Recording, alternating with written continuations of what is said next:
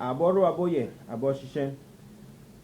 This is a really important message for at least half of the population of the United States of America. Black, white, and everybody in between. Men, women, at least half of the people need to hear this message.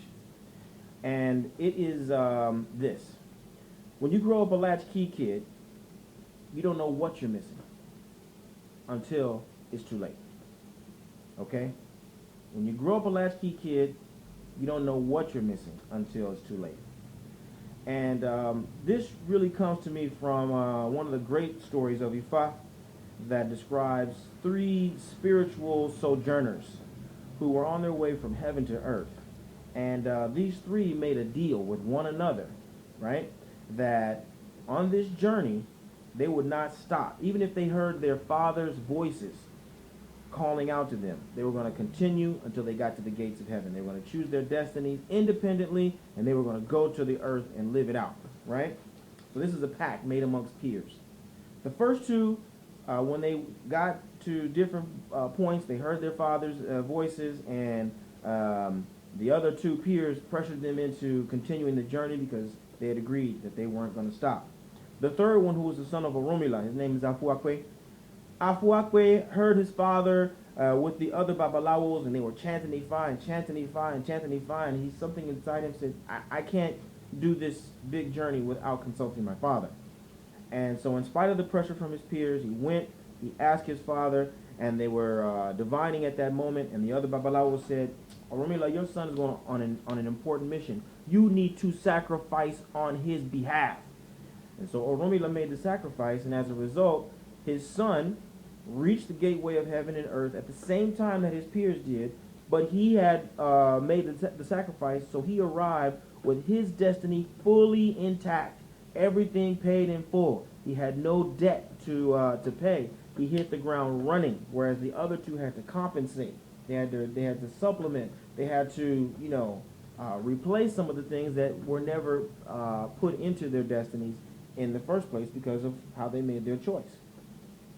And so for at least half of America, and I would even venture that when it comes to spiritual development, it's probably like 90% of America, we have departed from taking that advice in our spiritual development, in really cultivating a lifestyle and making choices that are going to supplement our destiny, that allow us to make the kinds of choices that really are going to support our destiny.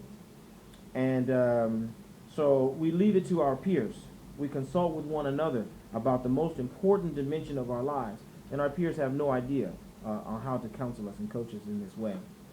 And it's even more detrimental for the very talented, the very highly spiritual person, because the more talented you are, the more coaching and the more direction that you need. And we're not talking about therapy. If you think about very talented people, Michael Jordan, for example, as a basketball player, Michael Jordan doesn't need a basketball therapist. Michael Jordan needs a basketball coach. He needs someone who's going to look at his game and tell him specific things that he should do and not do in order to enhance his game and enhance the team as a whole. And so it is with you. You need somebody to get in there with you and clearly assess where you are. Clearly assess your skills, your ability, your strengths, and your weaknesses, to really give you some instruction on the transformative work that needs to happen. These are the changes you need to make, period. And then these are the sustainable practices. These are the things you need to start to integrate into your lifestyle that will keep you in alignment with your highest ideals and your greatest capacity as a person. So don't close out this season making the same mistake that you made last season. Trying to pull yourself up by your bootstraps, trying to reinvent yourself, trying to be an independent individual. Don't do that anymore. Wherever you are, seek wise counsel. Get spiritual guidance and coaching, and learn to follow the instructions that will take you to the next phase of your spiritual development. Ask Oromila. Ask Ifa how. Aboru aboye, aboshishe.